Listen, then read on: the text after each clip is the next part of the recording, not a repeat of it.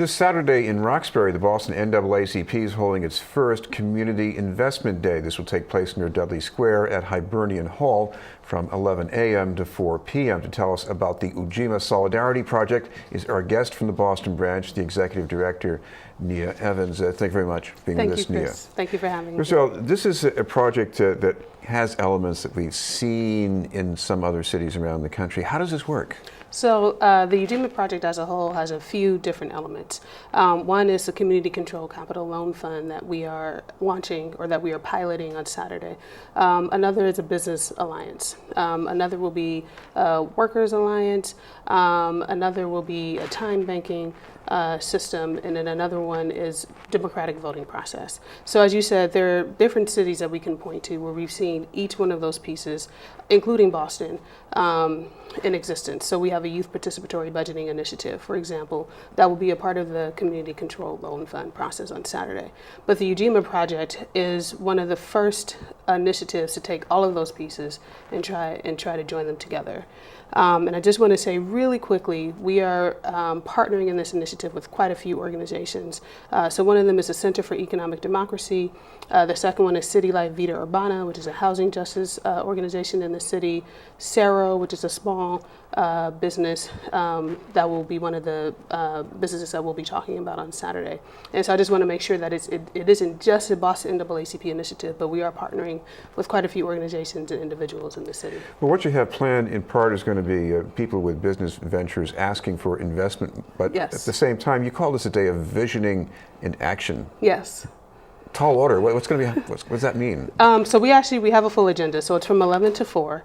And first, we are going to have a panel discussion where we will hear from Cero, which is a worker-owned cooperative in the city, that will talk about some of the alternative finance that we were talking about earlier. So Cero is an organization who got some of their investing through a DPO, a direct public offering. So this is an opportunity for people to learn about different ways of acquiring capital, and on the other end, learn about different ways of investing in businesses, in addition to the traditional methods that we're aware of.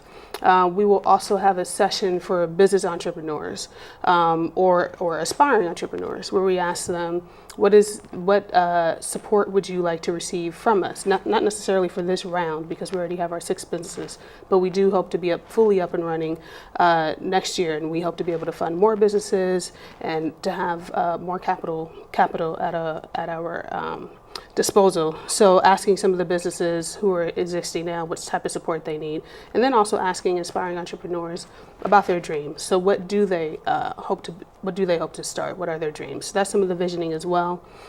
Just also thinking about planning for our communities. So part of the process is a community standards process. This is the Ujima project. So thinking about, well, what types of businesses would we like to see in our communities? What types of standards would we like to see when it comes to real estate and housing? So that'll be a part of the process as well. Well, in a perfect world, any business that has something to offer and room for growth should be able to get investment money. But the world we live in, what's it like for the businesses that you're concerned about in this community? Right. So for the businesses, I think there are 2 sides that we're looking at, which I think is this is one of the interesting things about this project. So we're looking at the investor side, and we're also looking at the business side. So there are various reasons why small businesses may not be able to acquire traditional loans, and some of those are things that they can probably fix themselves. So some of those may be credit, some of those may be maybe having a more solid business plan. Still, however, we still find that particularly in communities of color and with businesses of color, there are steps even before getting the credit, and steps even before kind of solidifying the business plan where we've traditionally found ourselves being locked out. And so then it's harder for us to develop a credit history. It's harder for us, let's say, for example, after we have started a business, to acquire more capital to stay in business. It's harder for us to get the extra capital need to continue. So this is a project that takes those type of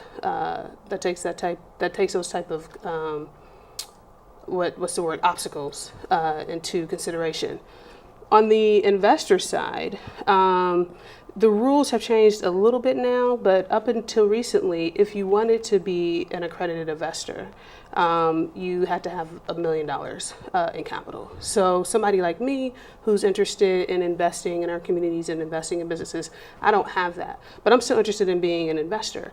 Now that would make me an uncredited investor, and then there are some rules, or there are some rules for our own protection, because we have to have information, we have to be able to do due diligence. So there have been some rules up until recently that have been in place that have made it a little difficult for someone like me with a little less, a lot less than $1 million, but with something to invest.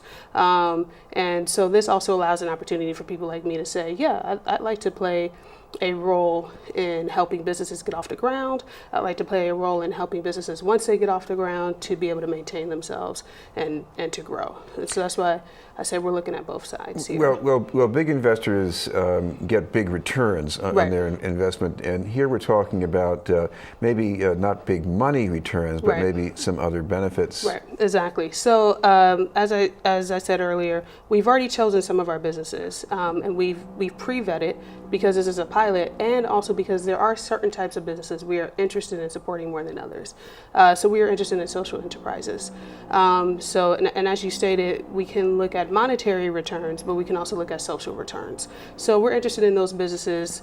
If they are not paying a living wage now, they are trying to. They're working their way there. Maybe they are very intentionally hiring people from our communities. Maybe they are very intentionally trying to give opportunities to people with quarries. Maybe they are, again, they may not be there because this stuff is hard, particularly if you're smaller, but maybe they're trying to be environmentally responsible. So those are additional returns. We can see how, for example, a cleaner environment in our communities, more people working in our communities, people who have, with quarries, who we know have a harder time, seeing that there are some opportunities that may be for them. People who are working now being able to devote some more of that money to things besides rent and food, etc. We can see those returns. And of course, you protect your investment by buying in. We should mention this is going to be 11 to 4 on Saturday at Hibernian Hall. And you also have a Facebook page where people can get some more details? Yes, so the Facebook page is called Boston Ujima Project, and Ujima is Ujima, and it's easy to find.